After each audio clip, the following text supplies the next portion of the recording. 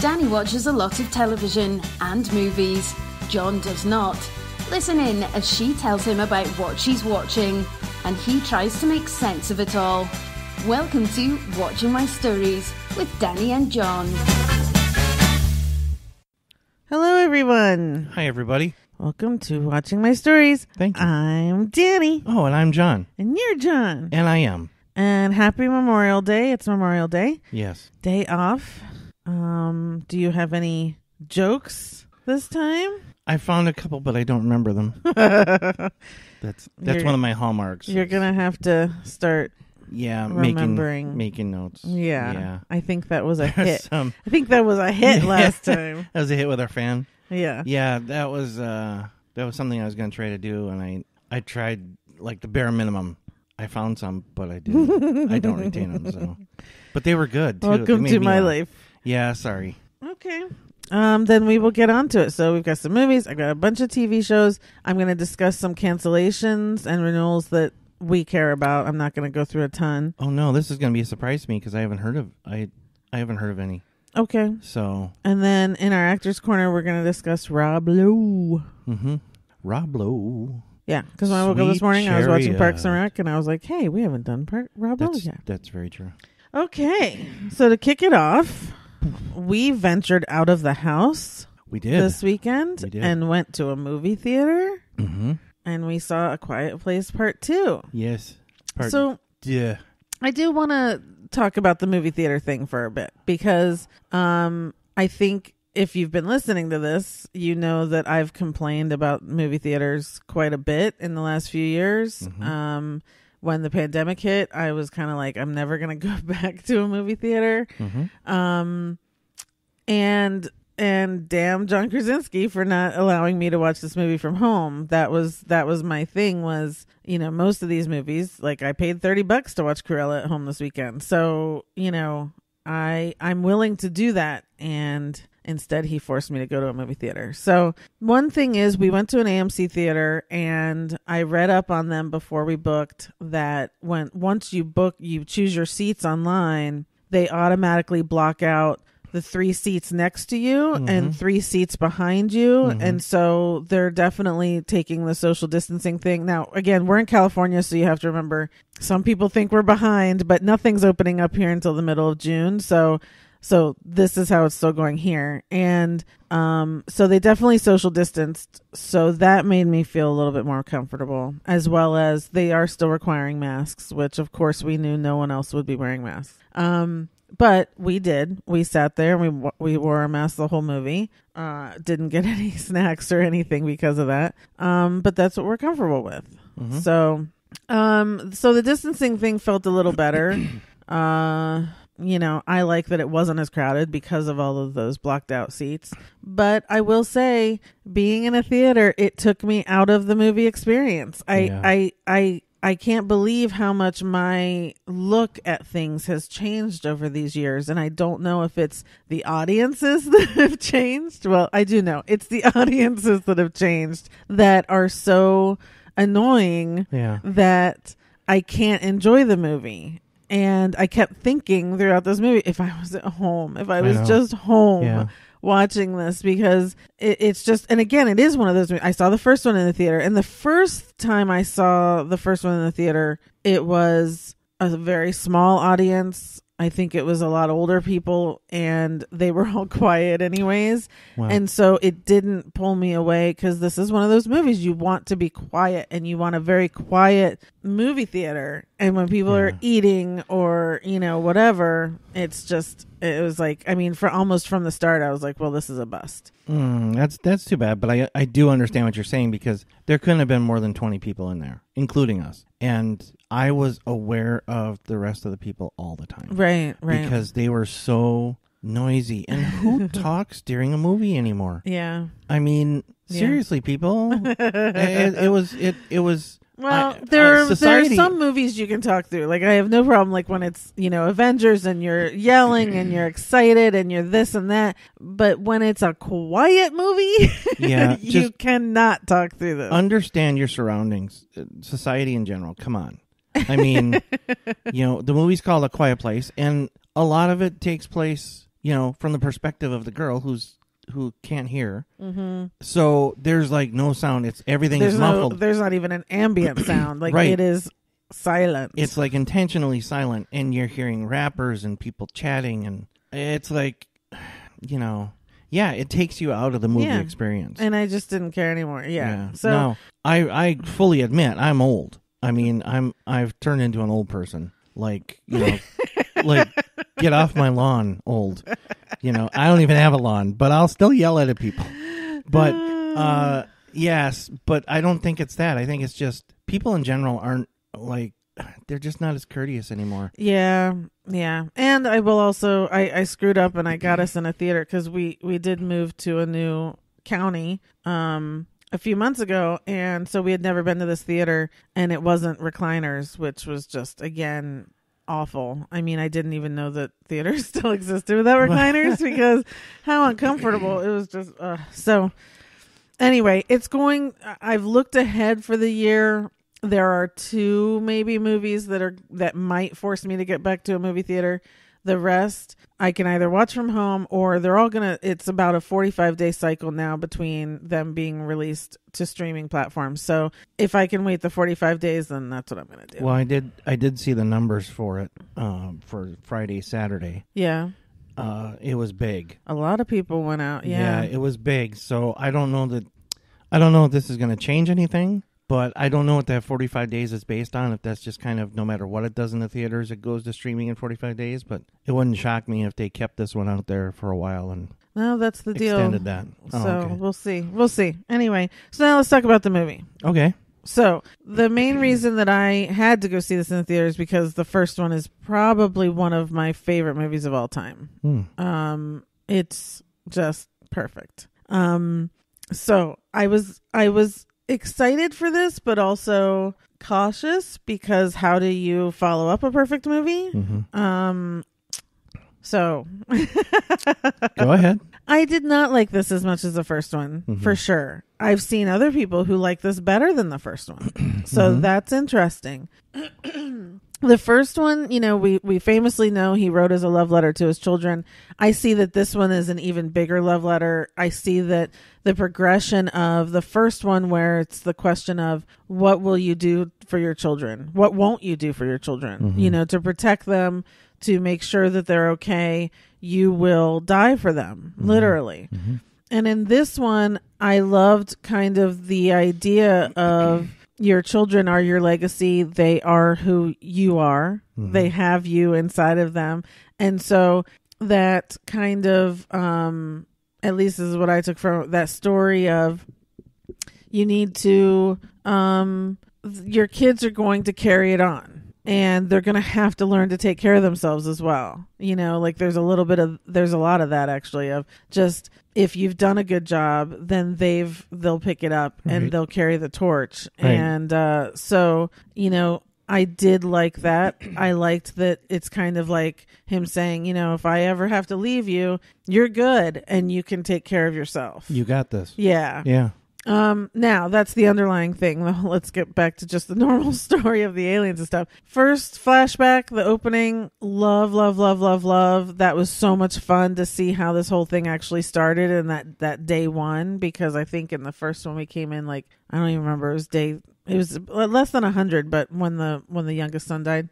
So to see day one was really awesome. And then we go back to, we literally start exactly where we left off, when they're in the basement and they had just shot the alien from the first one. So all of this, I kept sitting there going, God, this is like the worst 3 days of anyone's life. I mean, it literally took place. First one was in a day. This one was in, I think, 2 days, maybe. So yeah, what a crappy 3 days. I think that's probably how apocalypses are. There's no time to process anything. Your worst 3 days, yeah, generally speaking. So this introduced, where they have to leave the farm because the farm burned down, and they go and they want to go see a neighbor, and that's played by Cillian Murphy, who I really liked him in this. Sometimes he freaks me out in things, but I really liked him in this. But here's where it felt a little disjointed to me. They catch up with him and he's like, oh, you don't want to go see anyone. No one's worth saving anymore. This has changed people. And so you kind of feel like, again, after all the apocalypse stuff we've seen, we know that's what happens. People are awful. And so you kind of feel like that's what's going to happen, is they're going to go out there and see all these horrible people. Mm-hmm. And we are going to spoil just a few things. I don't want to spoil everything, but they come across one group of people that aren't great. You know what I mean? Like, it was like, it felt like that was going to be the point of this, was people, and yet that wasn't really. So it was that lost me a little bit, because like that's what I was waiting for, and then when it didn't really happen, so I don't know if that was just on me. I think that's on you, because I never looked at it that way. Even in the trailer, like, they made that the big deal, like, there's no one left worth saving because people have turned horrible, and it was just so I went into it even thinking that's what we're gonna see, is we're gonna see what all these people have become, and yeah, that wasn't the point. Well, they, without spoiling it, they ran into two groups of people, really, and one was bad and one was okay. Yeah, exactly. So then it's like, people aren't worth saving. Well, we've got a 50-50 look right here. Well, so that was weird. But the people who were okay were isolated. Right, but anyway. So, see the movie. Which makes it even better that they would be horrible, because why would you invite people? Like, I wouldn't invite people. I'd be like, this is ours, shut up, don't let anyone know about it. Because look what happens when you invite people. Anyway. Oh, wow. I'm learning about you. Hey, I've watched enough of these shows. We might have to have a chat after this. So anyway, I'm going to say the girl, what is her name? Millicent? I don't know. Millicent Simmons, the deaf girl. She was awesome in this. I loved watching her in this. She was so good. They gave her so much more to do. The boy annoyed me in this, and even when there was a chance for redemption, I was still kind of annoyed by him. This had way more jump scares and way more like intentionally intense moments. Like, he basically put 3 stories and had really intense things going on with all 3 stories at the same time, which felt way harder to get through. Like, you weren't breathing through it. Literally, there were times I wasn't breathing because they weren't breathing or whatever. But I felt like, to me, that main kind of story was missing. Like, if I didn't know this family already, I wouldn't have cared anything about them. They felt they felt disjointed, and they had just been through this tragedy, and yet they went off in their own ways and stuff. I don't know. It might take me to watch it again to really feel something more for it. Maybe it was being in the movie theater that really just made me want to not be there. I don't know. It was really, I was surprised myself as I was watching it, kind of going, okay, I'm not feeling what I felt in the first one. Well, that's incredibly hard to do. Most sequels don't do that for you. And like you said, the first one was perfect. So I think maybe partially what happened is the subconscious pressure you put on it. I don't know. Yeah. What did you think? Well, okay. So, full disclosure, this is not my kind of movie. I do not like movies with a lot of tension. Scary but you like the first one. I did, but I have no need to watch it again. I wouldn't watch it again. You watch it all the time every chance you get. But I don't have a need to watch it again. I saw it. I survived it. It was good. It was very good.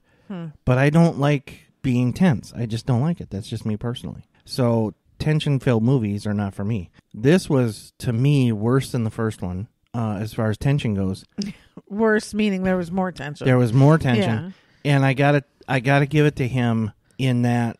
So the climax of those 3 storylines, those 3 little storylines, the way he did it, and they all climaxed it basically twice. Yeah. Which also kind of annoyed me because it felt like it was too much. Anyway, sorry, go ahead. Well, okay. So, yeah, it was too much for me, but the way he did it, I so appreciated how he did it and how hard that probably is to do, because you weren't taken out of any one of them to jump to the other, because they were all at the same time. So you kind of you kind of went between all three. Yeah. And then they all culminated at the same time, and it was really well done. Yeah. The way he did that. Yeah. I have an issue with the aliens. What? I don't understand what their purpose was. All they did was kill people. Yeah. They just ran around and killing people. And then they just went and sat in a corner until somebody made a noise and went out and killed them. I don't know. They didn't eat anything. We never saw them eating anything. I don't know what did they come here just to kill us? We did. If you like in the opening scene here, you see it. We know that they like with their son in the beginning of the first one, they take them and eat them. We assume eating them. They don't always just kill them and leave them there. So you have to assume they came here for dominance and they were just taking the earth. They were just taking over.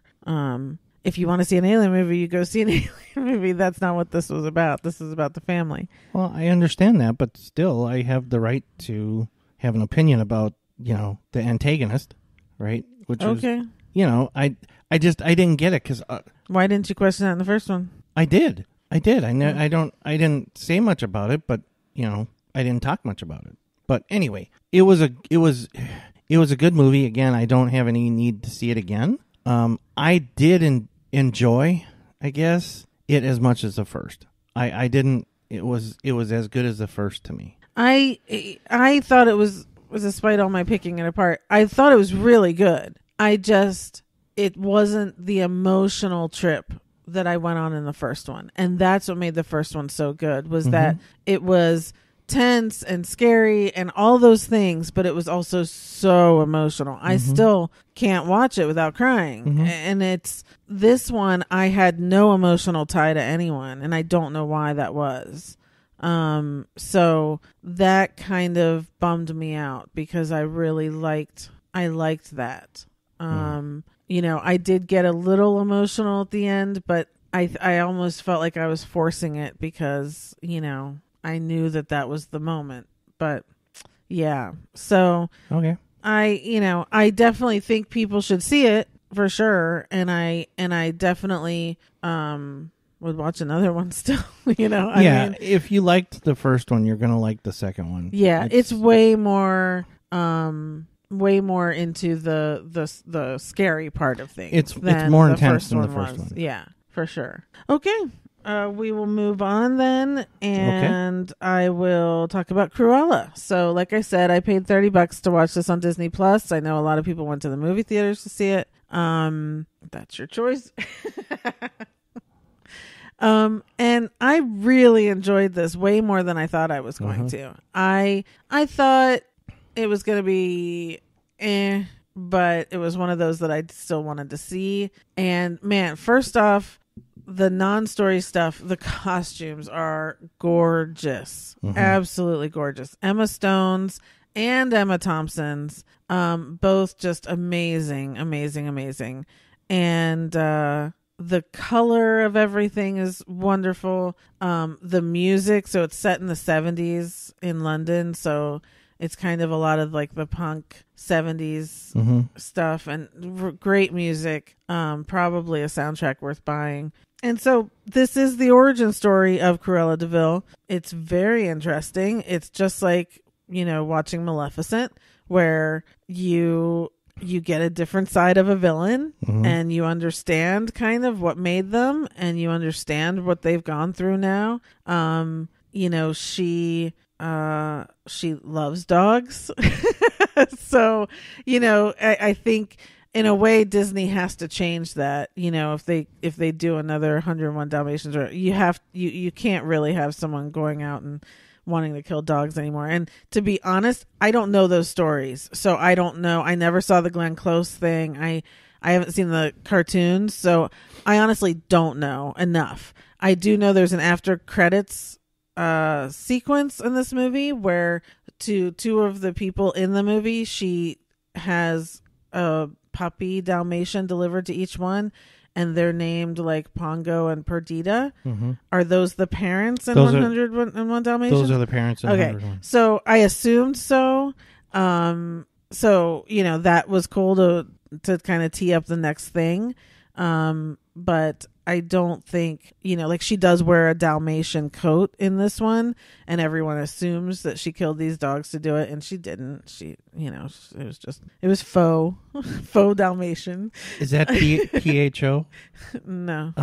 Oh. So anyway, I really liked it. I loved the story. Her two companion sidekicks, whatever you want to call them, were hysterical, as well as just really important to the whole story too, of her becoming her. And Emma Thompson plays this very kind of Meryl Streep and Devil Wears Prada type thing, just very bullish and narcissistic and that sort of thing. I really enjoyed it. I thought Emma Stone was great. It was a cool story. Yeah. Cool backstory. I liked it. So I read a little snippet on Yahoo Movies yesterday. The reviewer loved it way more than they thought they would. I think we just had something on, or I heard it earlier this morning online, where that reviewer or that person liked it a lot more than they thought they would. They really loved it, and mentioned the two sidekicks specifically. So yeah, I think it's, when I saw the first trailer, I saw that, and that's weird because a lot of times I'll be like, hey, Wednesday, Thursday, I'll ask you, hey, this movie comes out this weekend, do you want to watch it? And a lot of times you'll be kind of like, I don't care, but yeah, sure, why not? This one, you were like, no. Oh, it turned me off. I don't know what it was about it, and I love Emma Stone. Yeah. And I obviously love Disney, but man, for some reason, it just, not only did I have no interest in it, I had negative interest in it. Yeah. And I don't know where that came from. I don't know why, but now having heard all the pomp and circumstance, I guess I feel compelled to say, okay. Yeah. I probably will watch it. And there's some cute dogs in it, and a lot of them appear to be CGI'd, like almost the whole time, which, whatever, but they're really cute. So I do think you'd like it. I really do. So I'm excited for you to watch it sometime. Okay. Okay, so that's on Disney Plus, or you can go to your movie theaters and watch it. I'm sure it'll be free on Disney Plus sometime in 45, 60 days, something like that. The next movie I'm going to talk about is called Stowaway on Netflix. This is with Anna Kendrick, Toni Collette, and Daniel J. Kim, who I love. And last weekend I was bored, and I was like, I'm in the mood for a murder mystery. Like I was seriously like, I want to find something like that, like Broadchurch or something where I wanted to get into it. And then I came across that and I was like, ugh, I've been meaning to watch this. Let me just put it on. And it was so boring. And I actually didn't watch the whole thing. So I can't review the whole thing, but I gave it over an hour, like an hour 10, an hour 15. Mm-hmm. It was so boring that I can't even imagine it picked up. I don't know. I if it did and it got good for them, but I could not. Nothing happened in that time. So the point of it is, there's three people. They're on a mission to Mars, and they find a stowaway, some guy who was working on the platform and somehow ended up inside the actual vessel, and he was injured and had passed out or something, and they couldn't turn around. They don't have enough fuel to turn around. But they also then, when wherever he was found, he broke the carbon monoxide neutralizer or whatever, and so they were running out of oxygen and blah blah blah. And that was it. I thought it was going to be way more tense. This guy ended up being like a really nice guy. They told him we're going to have to kill you basically because we only have enough for the three of us, and he was like, okay. It was very just boring and boring. No tension whatsoever. Was it Chad? We're gonna have to kill you. Okay. So I don't know if someone watched the whole thing and it was exciting and wonderful. Please let us know. But this is on Netflix. I wouldn't say to watch. And the other thing is, Anna Kendrick in a spacesuit, just I didn't think they made him that small. Right. I mean, it's like shopping at the children's section for a Halloween costume or something. It was just so silly. So I don't know. And I hate to say something like that, but just thinking about the last time when a woman wanted to go on a spacewalk and they didn't have a suit small enough for her, I'm like, oh, so in a few years they have them small enough for, you know, a 5 foot tall little thing. So it's just, you know, but anyway, so that's that. Okay. Moving on. Yeah, I think that's a good idea. Okay, so now we're going to move on to television. The first series I'm going to talk about is Breeders. Their second season just finished. This is with Martin Freeman, and I can't remember the other chick's name. Yeah, I know. From episodes and all that. And so this second season was really cool. The first season I loved. They had younger kids. The second season time jumped to where the kids were, the son was older, maybe 15 or something. And again, what I love about the show is it's really real to the point where you're just so annoyed and frustrated, you know, with just dealing with kids that age. The boy turns out to have a ton of anxiety, and this whole season kind of revolved around that, but also that it is reflected upon the dad. He just has horrible rage issues. Martin Freeman? Yeah, the way he yells at his kids and the way he treats them. It's also, to me, very much a story of people who should have never had kids. And we've seen their backstory, and we've seen kind of when they first got pregnant and how they weren't thrilled, and, you know, that sort of thing. It doesn't always work out for people. But it's a very good show. It still compels me to watch every week to see what's going to happen. Mm-hmm. So I don't know if there's a third season. We'll see. And I really liked it. So it's on FX. So I'm sure it's either on I'm sure it's on Hulu. So if you want to go stream the first and second season, I think it's worth it. They're half-hour episodes. But it's a good story about just a kind of just a normal family and what they're going through. Their parents are involved. Their parents have stories, you know. It's a good show. It's a good show.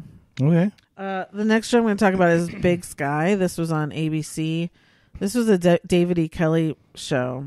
He produced it. He didn't write it. And God, is that obvious, because the writing was awful. And I don't know why I watched the whole season. Every week I was like, why am I watching this? It's so bad. And my mom even agreed. Like, they kept watching it. I was like, it's so bad. She goes, I know. It was just, I think so there was this like serial killer out there, and he had kidnapped these girls in the beginning, and then it was like, oh, they found the girls, but they couldn't get the guy. And then, so it was like, I kind of kept wanting to see if they would catch the guy, but then they introduced this whole other storyline, and it was just like, I don't even know. But the killer's still on the loose, like and I'm like, do not watch the second season. I'm probably going to watch the second season because I'm going to be like, did they catch him? You know, it's just, I don't know. It's so stupid. Oh my God. Yeah. Is there somebody really good in it that you can't? The girl in it that I love, she was in another show with Mark Paul Gosselaar where she was a Major League Baseball pitcher. That show I loved. It got canceled way too fast. I remember that. And she's in this, and I really do like her. I don't know her name. Yeah. But I really like her. Otherwise, there's, you know, everyone's fine. I mean, there's no one in it that I'm like, okay, you know, it's not about the acting at all. It's about the writing. And I don't know why I'm watching it, but that's network TV too. You know, like today when you're comparing it to Handmaid's Tale or something, you just can't. So you kind of got to lower your standards when you go to network TV and watch some stuff. Well, I mean, there's a reason that the streaming services have taken off. Right. It's just better. I mean, look at Emmys and stuff. Like, it's too hard for network stuff to take over. So anyway, so that's Big Sky. It's on ABC if you wanted to go watch or whatever. The next series I'm going to talk about is The Mighty Ducks Game Changers. Okay. So this is on Disney Plus. This is obviously it's an extension of the Mighty Ducks 3 movies from the 90s, which I was a huge fan of. So the first season just ended this weekend. I loved this for numerous reasons. Number one, Emilio Estevez. Mm-hmm. If you're listening, Emilio Estevez, please come back and do everything. I've missed you, and I didn't realize how much I missed you. Yeah. He's just... I don't know. I think it's the voice and it's the this and that. And I'm a huge Young Guns fan. And so it was just like, I just loved him, and it was just like with Gordon Bombay being back, that's his character, and it was just, I loved the Mighty Ducks movies, and so I just, it was a warm blanket you didn't know you needed. Exactly. Yeah. So this one is, obviously all these decades later, the Mighty Ducks are still a hockey team. They're like number one in the country, but he no longer coaches for them. We don't exactly know what happened. But he's now just like running this rundown, hockey rink, ice rink thing, barely making a go of it. And Lauren Graham, she's in this. Her son was playing for the Ducks. He gets kicked off. She says, "Oh, let's start our own team that we're just gonna have fun," because that team was just all go sports. And she finds this rink, and she finds Gordon Bombay, and what's gonna happen right from the very first episode. Okay, we're gonna go through. They're gonna form a team. They're gonna make it. They're gonna have to challenge the Ducks.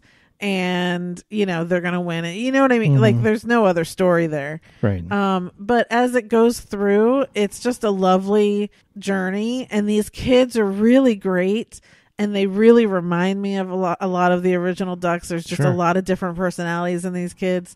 And then they had one episode where the original Ducks came back to visit, except for Pacey. Joshua Jackson was the original Charlie. He did not come back for this reunion show, which had me very angry. I don't know why he didn't, because this was a big deal for him. So maybe in a second season, Pacey, we can have you come back. So that was a lovely episode too. Again, to just see everyone and see, anyway. So if you liked the movies, you'll love this. If you never saw the movies, I think you'll be fine. My sister actually has really loved this series, and I think she may have seen the first movie. I don't know that she saw any others. So, it's just it's one of those feel good shows where the underdog comes out on top, and you can't beat that. And Emilio Estevez. Yeah. Hello. Yeah. Yeah. Who knew? Well, I knew, but they step away and you don't even think about it anymore. And then, they come back. Well, every once in a while you do say, whatever happened to him? Right. Years and years and years go by, and then all of a sudden there he is. It's like, oh yeah. Yeah. I mean, I think he's been directing a lot, but not in front of the camera, and so I'm just happy he came back. Good. So yeah. So that's on Disney Plus, Mighty Ducks. The second show I'm going to talk, or the next show I'm going to talk about, is Mare of Eastown on HBO. This just ended last night. This was 7 episodes. Could have been 4.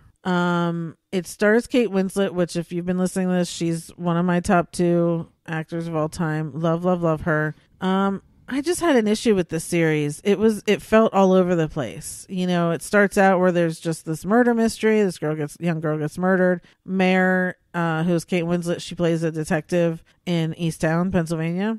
And so you think that's what it's about. And it turns out that's kind of like story B, maybe even C. And really story A is really about Mare, which I get. But her character annoyed me. It's just like, and maybe the problem is I've never known a woman like this, so her son has killed himself. She's disconnected from her other child. She's raising her grandkid. Her mom lives with her. She's divorced from her ex because when the son killed himself, they couldn't make it through. She's a detective with a case that's a year old that she can't solve. So granted, I get it. You're a mess, right? That's a lot. That's a lot to take. But most women still, to their credit, are so resilient. They still can figure stuff out. Yeah, in the beginning, she's like drinking constantly and smoking her vape, and her hair is never made up. You know what I mean? And it's just like, I don't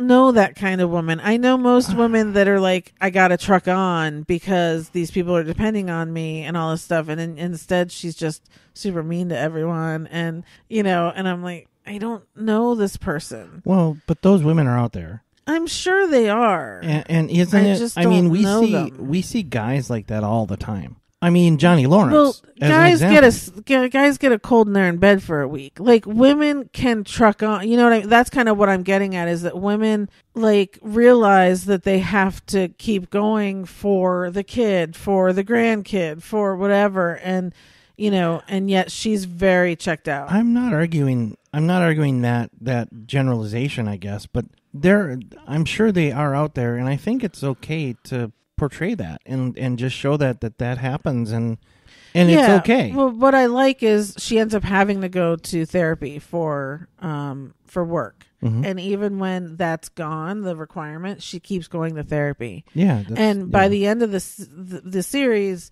what her biggest hurdle was, she actually takes on. And so one, being still the last day of May and mental illness awareness month, it's a good showing of that and how, because again, she was cut off. She wouldn't speak to anyone. She wouldn't talk to anyone.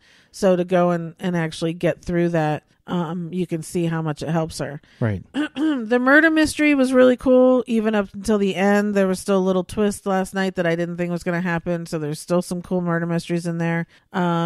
She's great in it. I just, it was too long. It really felt like it could have been condensed. Sure. And then I would have been a little happier because it felt like, again, there was like, that sucks. Water bottle fell.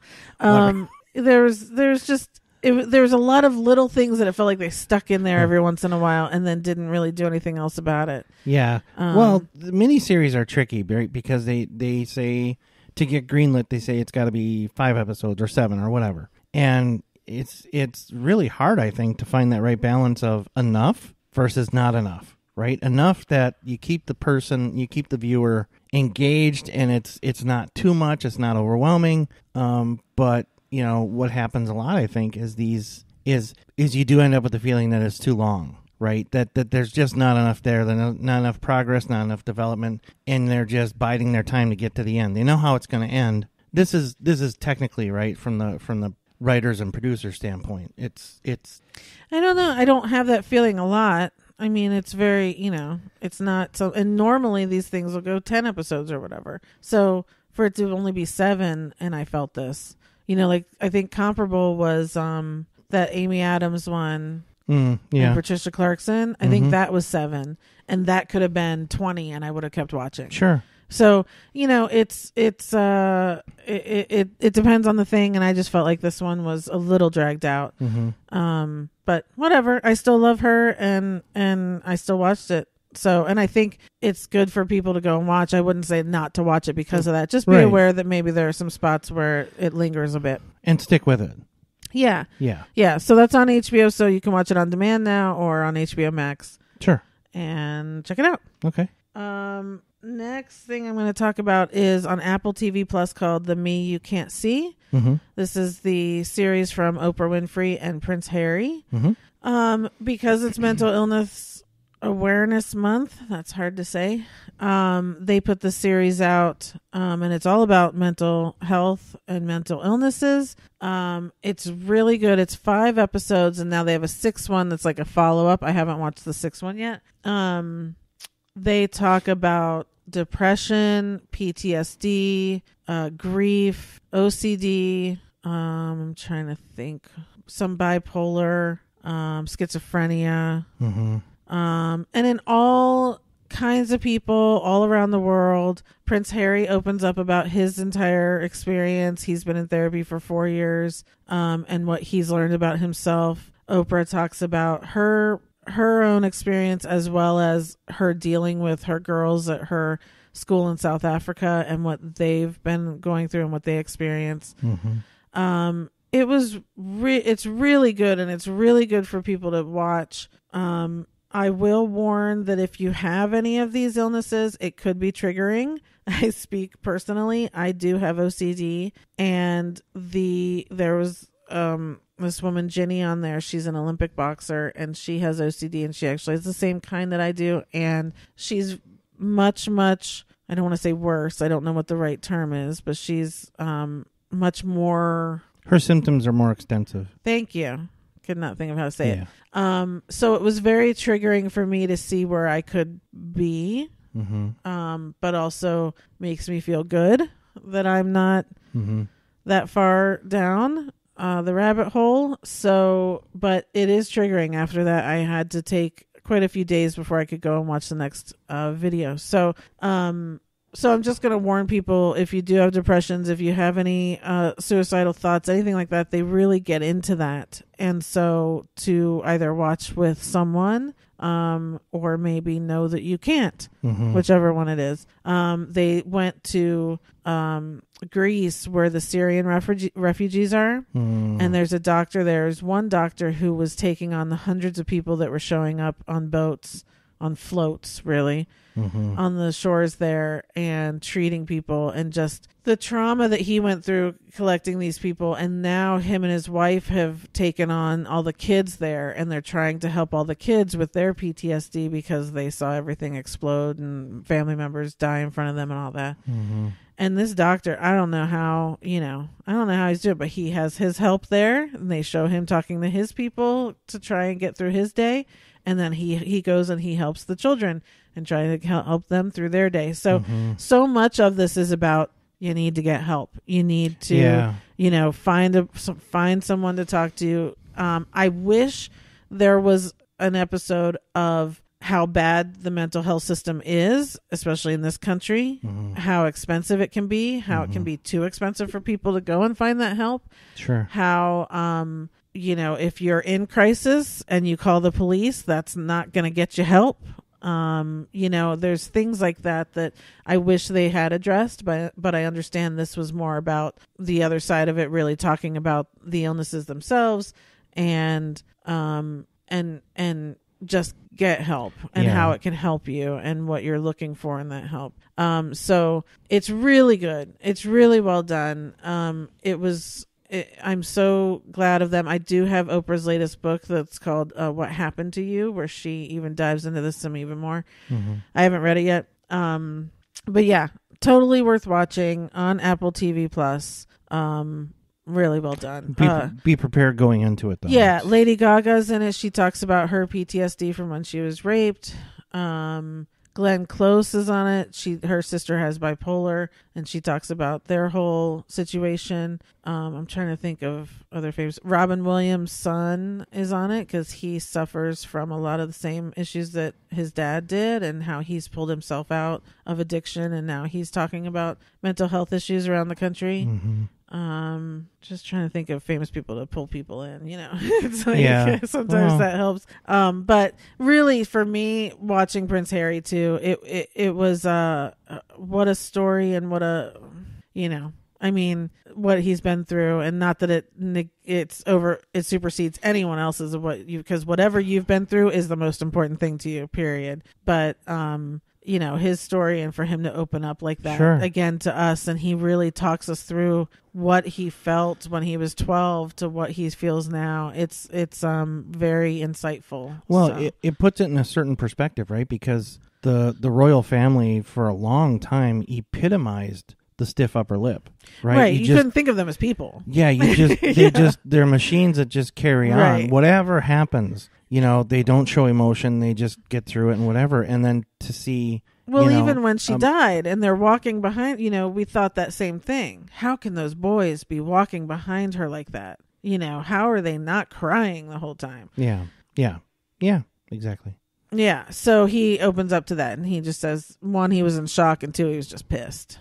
So it wasn't really like he processed anything back then other than anger, and he wasn't processing that. That was all he was feeling. So anyway, it's very interesting. Definitely worth checking out on Apple TV Plus, called The Me You Can't See. Good. Next show I'm going to talk about is on HBO Max, and this was the Friends reunion. Oh, yeah. Obviously, everyone knows my number one show is Friends. It is my comfort. I have it on all night long while I'm sleeping, and so I was looking forward to this. So I watched it like at 5 a.m, and then I watched it again with you that night. Yeah. So why don't you talk about it first? So I was not nearly the Friends fan that you are. I'm still not. But you're getting there. I'm warming up to it. It's over a long stretch of time, over many, many years, I'm warming up to it. And it's not that I don't like it. I'm not one that I'm weird when it comes to watching television. I find a weird show that just hits me, and I stick with it, and I'll watch it religiously every week as soon as it comes out, whatever it is. But there are a lot of really, really good shows that just don't hit me quite like that, and I can kind of take them or leave them. And this one, the reruns are on so often, so many places. You almost kind of can't help but bump into one just about any time of day, and they're really good. and there's so many. So what's really grown on me is the relationship between the 6 actors, and the 6 characters in the show, and just how good the writing was and how good the deliveries were. There are so many episodes where, that just kind of organically feature, one of them or a couple of them or whatever. And they, it's very fair. They take turns, or I don't know how they did that, but if you watch 6 episodes in a row, you'll get to see a lot of all of them, right? Which is really hard to do in an ensemble, is to feature everybody enough that it feels really even. And they did a great job at that. And they're all really good. They're some of the best comedic.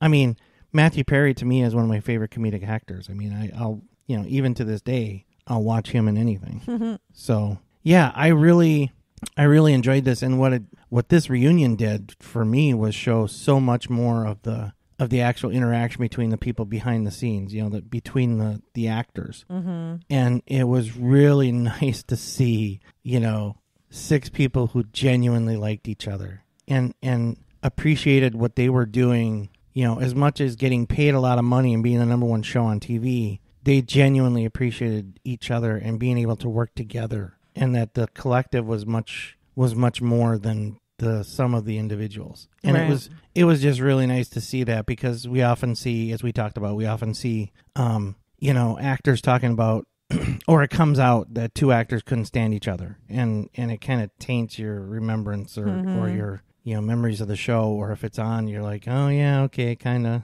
chilly there, whatever. So it was really just nice to see, and I've thoroughly enjoyed it.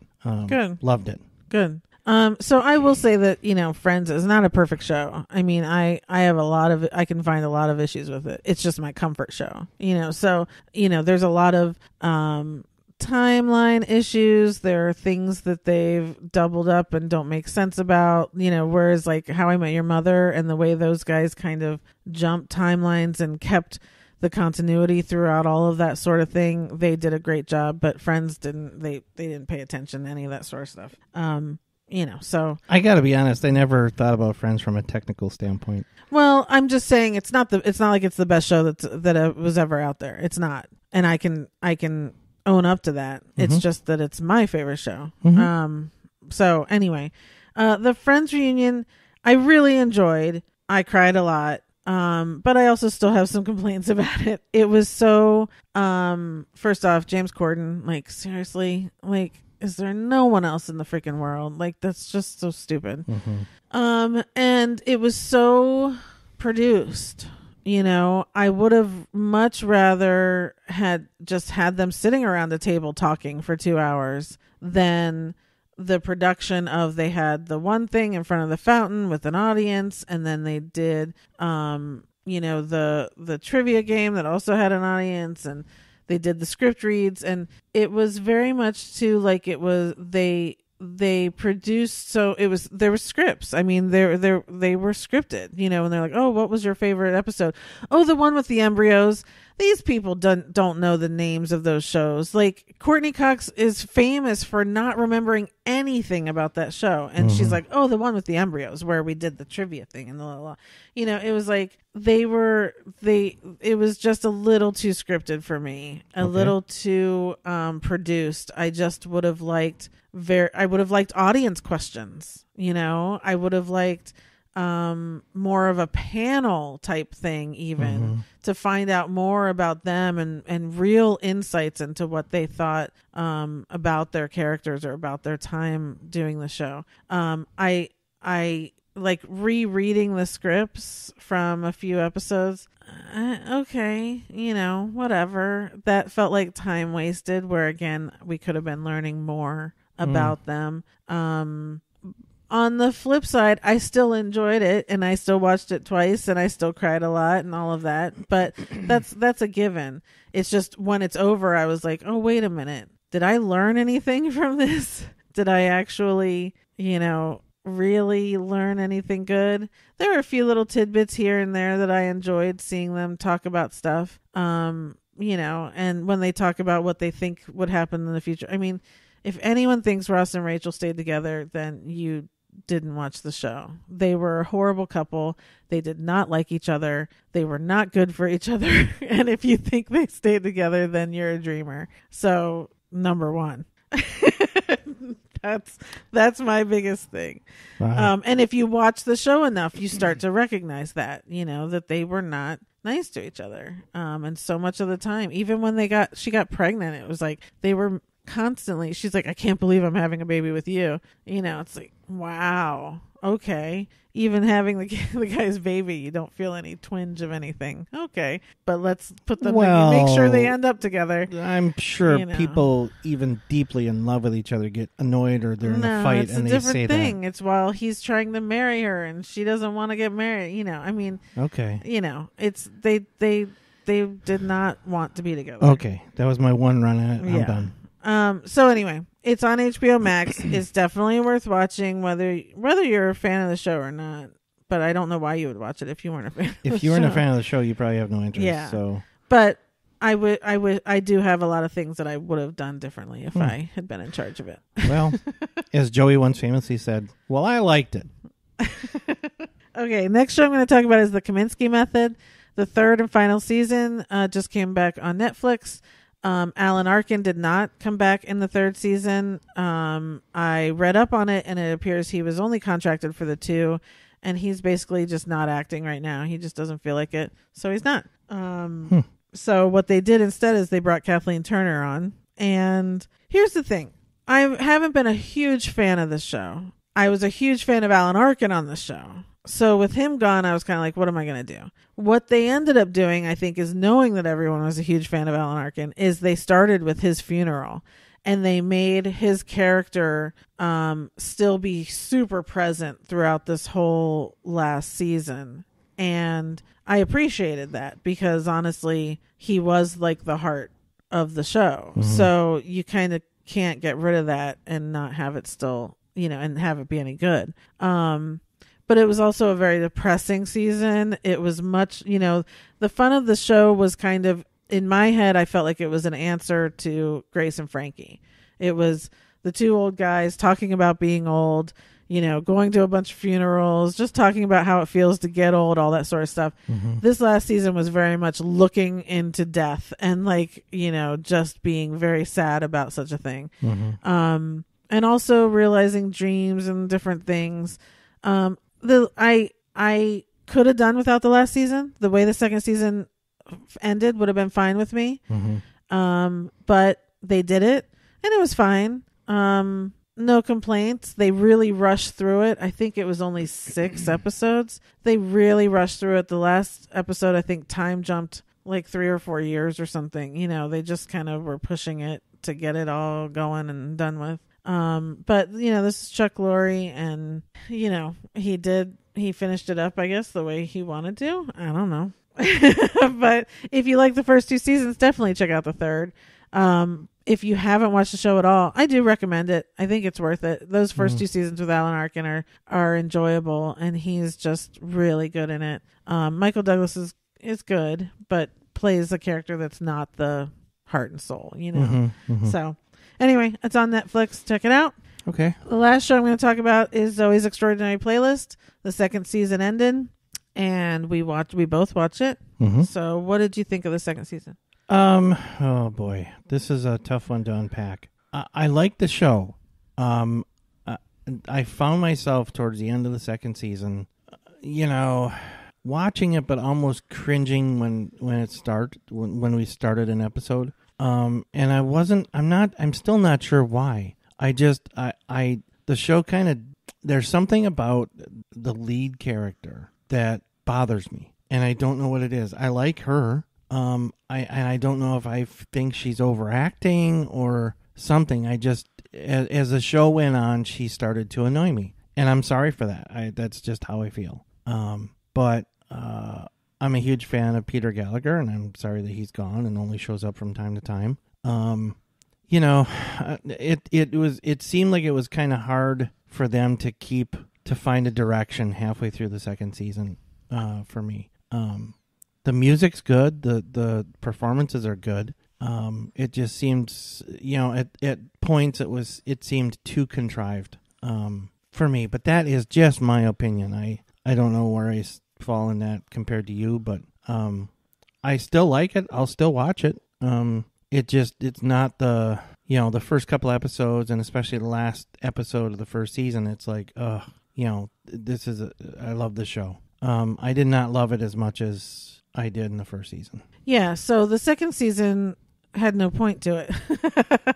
The first season was on the level of perfection. It was so gorgeous from the first episode to the last episode. The songs they did, the choreography they did, that one performance with the deaf students just took my breath away.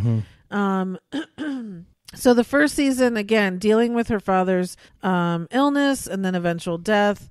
She also was dealing with the love triangle thing, but but really dealing with just life in general and growing up, whatever. So the first season had a lot of themes to it, but it all worked. It was all cohesive, and the songs all worked, and it was lovely. And this season, with her dad being gone, it was just like, well, now I guess all we have is a love triangle. And that's not enough to sustain a full season. It went through different things in her job. We went through the mom trying to figure out what she does with her life. We did have the postpartum thing with her sister-in-law, which was good. But it was just, she's with Max, and then she's with Simon, and then she's with no one, and then, that's not enough for me. It just wasn't. And again, all performances are great. The choreography for the second season, I did not enjoy. I don't know what I thought. Mandy Moore did all the first season. I don't know if she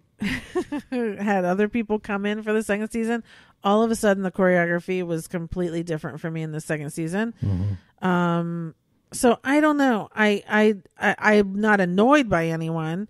I still love everyone in the show. I love all the characters. They're all so great. Mo now dating someone that's so, that's a whole different journey for Mo. Like, I love all of it, but again, cohesively or together, it's not cohesive in the second season. And I don't know why. I think that is a hard thing to do when you have such a lovely storyline for a season and that's taken away.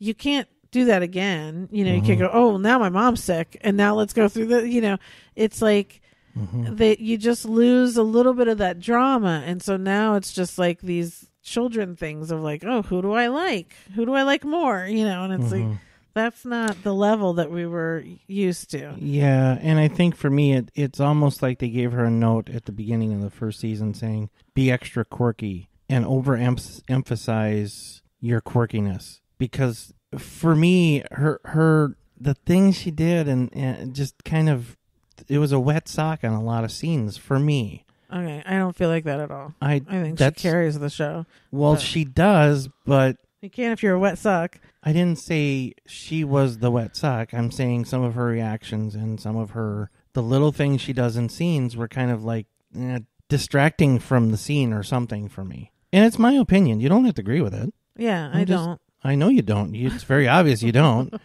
Yeah, so they have not decided to renew this yet. They had a whole marathon on yesterday on E! To try and, I think, get more people to watch it. It's an expensive show with all the rights and the music and all of that.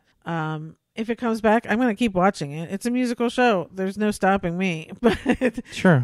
But they do need to figure out where it's going with this character because she is all over the place. And there's a little bit of like that midlife crisis. Her dad died. She doesn't know where she wants to go and where she wants to be. And so I completely understand that. At 30, I went through a lot of that too. And, so that makes a lot of sense to me, but it's just, it needs a direction so that we can all kind of go in a direction. And this season was definitely scattered. Mm-hmm. So that's season 2. All of this should be on Peacock, I think. Mm-hmm. I would assume. Makes sense. But it's a show worth watching. So if you have not watched it, go watch that first season because it really is so, so good. And then you'll continue on to the second.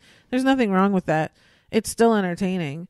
But you will see the difference between the first and the second. That's all. Yeah. But it's so good and so worth watching. I totally agree with everything you just said. Yeah. All right. Is that everything? It is. So I just want to talk quickly about some shows that I care about.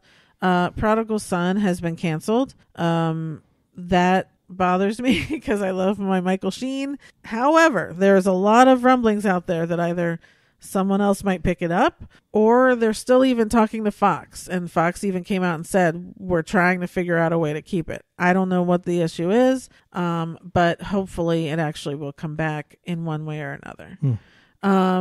Call Me Kat, the Mayim Bialik sitcom, that got renewed, and I'm actually happy with that. It's a cute little show. Cheyenne Jackson's on it.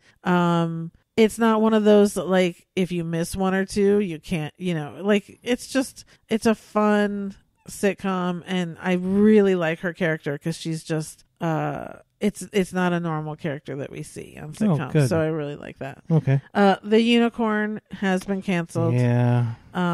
We're bummed about that, but I believe, one, it doesn't fit into CBS. It never did.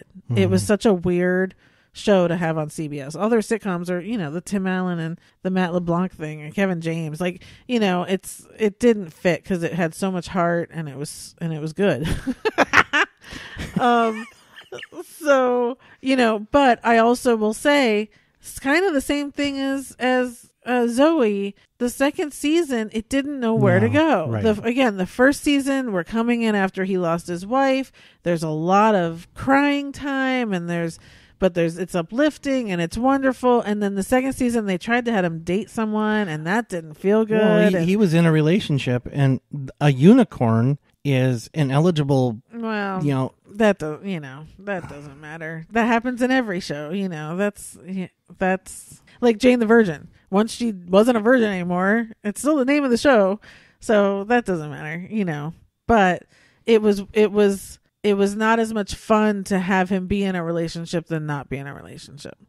So I kind of understand what happened. And then the last show that I care about is All Rise, also on CBS, also has no place on CBS. But it was a really good show, and I'm bummed that it got canceled. So what are you going to do? Yeah. There's still, because we didn't really have the upfronts the way it is. There's still some shows hanging out there that we'll see. Some stuff will come in and out. So, yeah. All right, we're going to move on to the Actors Corner and talk about Rob Lowe. This is actually going to be a lot shorter than I think. I thought Rob Lowe, and I was like, oh, there's going to be so much. And there wasn't. Well, he's done a lot. He's done a lot, but nothing worth watching. Yeah, a lot of TV specials. A lot of junk. Well, for so long he was, ostracized. So he just had to make whatever he could make. Sure. So, okay, movies you love. Well, movies or television series. Yeah. Which actually going to rely heavily on. West Wing, of course. All-time favorite show. Tommy Boy. Okay.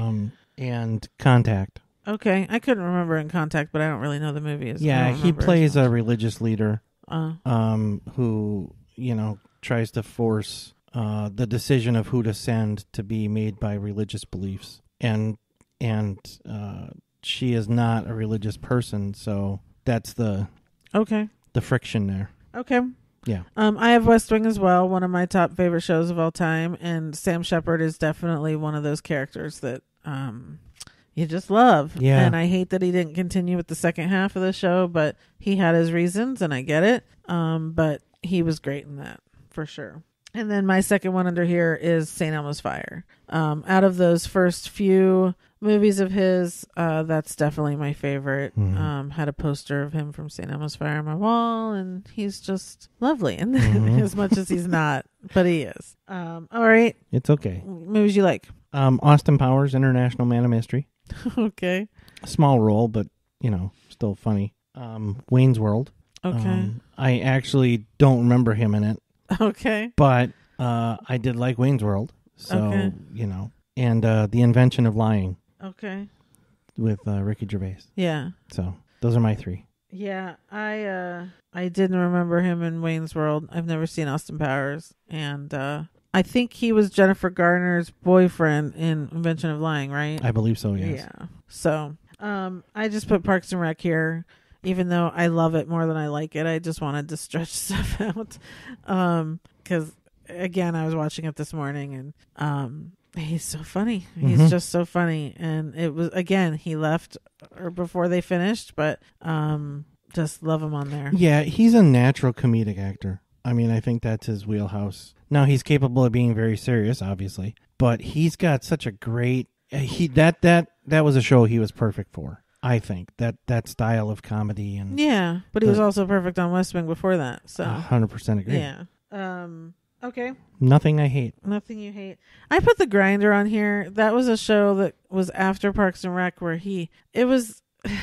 I tried it, and I tried to give it a good go, and I couldn't. And I think it even went into a second season. So I was definitely not in the right there, but for me, I couldn't get into it for some reason. So what was he on it? It was him and Fred Savage, and he was an actor who had played a lawyer on TV forever called The Grinder, and then he had to move home because he lost everything or something, and he tried to become a lawyer in that small town, and because he thought he had enough experience from being a lawyer on TV or something. I don't know. So okay. Secretly Love. I put The Larry Sanders Show. He was on it. I don't remember him on it, but I remember finding The Larry Sanders Show funny. Okay. So I can't talk about it because I don't really remember it. Okay. That's why it's so secret, even I don't know. Okay. I put Tommy Boy here just because it's not a secret. I do love it so much. And The Outsiders, which for me is such a classic, and all the guys in it, and just perfect. So yeah. Embarrassed you haven't seen? So the last two, Embarrassed and adding to my list, could have gone either way. They're kind of interchangeable. I put St. Elmo's Fire because that seems to be one that a lot of people have seen, and I'm embarrassed I haven't seen it. You should be, because I didn't know you hadn't seen it. Yeah, I think we've been together long enough that you should just assume I haven't seen something and just be appropriately disappointed. Anything else? No, I'll wait for the next one. I put Brothers and Sisters because I heard that was such a good show with Sally Field, and it had such a good cast. It was just something I never got into. So I'm not embarrassed I haven't seen it. It's just one of those that it's like, I can't believe I didn't watch a show. Adding to your watch list? The Outsiders. Okay. Yeah. Okay. Like I said, they could have gone either way. Embarrassed and adding. Yeah. Well, both of those you should see for sure. I hear. I didn't have anything on my watch list, but my honorable mentions: Class, one of my favorite movies. Oxford Blues. Oh my God, you watched that so many times as a kid. Youngblood. I saw Youngblood on there, and I was like, I've heard of that. What is that about? It's a hockey movie. That's what I thought. Yeah. About Last Night, which is another classic. I had Invention of Lying, and then Sex Tape. He was so funny in Sex Tape. That cracked me up, so put that on there. So yeah, not as much as, he has over 100 acting credits on his IMDb page, and I have 25 here or something. There's just, he went through those times, right, where no one was hiring him, so he just hustled and did whatever. There's also that, I don't even have it on here because I never saw it, Behind the Candelabra, where he was with Liberace and all that, and I know he was praised for it, but I didn't see it. So yeah, and he's just done a lot of TV too, that stuff that I never saw too. But love Rob Lowe forever, and yeah. Okay. I think that's it. So we went pretty long today. Sorry about that. There was definitely a lot that I've watched recently. Yes. That's it. I hope you all have a safe Memorial Day weekend. Enjoy your extra day off. We are into June, people. Yes. We're almost closer to Christmas than New Year's. Almost. So we will see you in a couple weeks. Until then, I'll be watching my stories. Thanks, everyone. Thanks. Bye.